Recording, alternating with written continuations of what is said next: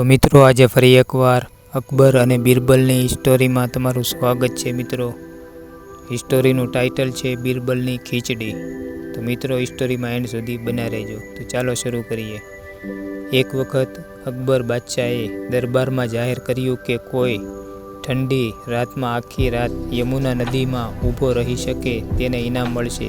એક ગરીબ માણસ લાલચમાં આવી ગયો. કડકડતી ઠંડીમાં તે આખી રાત નદીમાં ઊભો રહ્યો. સવારે દરબારમાં પહોંચ્યો ત્યારે બાદશાહે પૂછ્યું, રાતે તને કોઈ ગરમી મળી?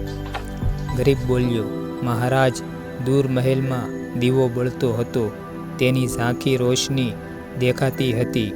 આ સાંભળીને અકબરે કહ્યું, તો તને ગરમી મળી છે, તને ઇનામ નહીં મળે. ગરીબ દુઃખી થઈને બિરબલ પાસે ગયો. બિરબલે કહ્યું, ચિંતા ન કર, ન્યાય જરૂર મળશે. બિરબલે બીજા દિવસે અકબરને ભોજન માટે આમંત્રિત કર્યા. ભોજનના સમયે અકબરે જોયું કે બિરબલ ખીચડી બનાવે છે, પણ હાંડી જમીનથી ઘણું ઊંચે લટકાવેલી હતી અને નીચે નાનો દીવો બળતો હતો.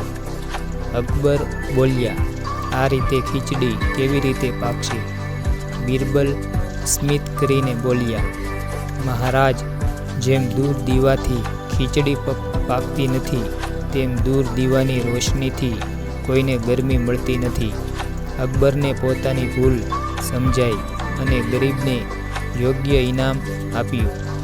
શીખ મોરલ: સાચો ન્યાય હંમેશા તર્ક અને સમજથી થાય છે.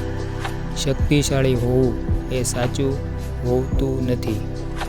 મિત્રો, સ્ટોરી અહીં સમાપ્ત થાય છે.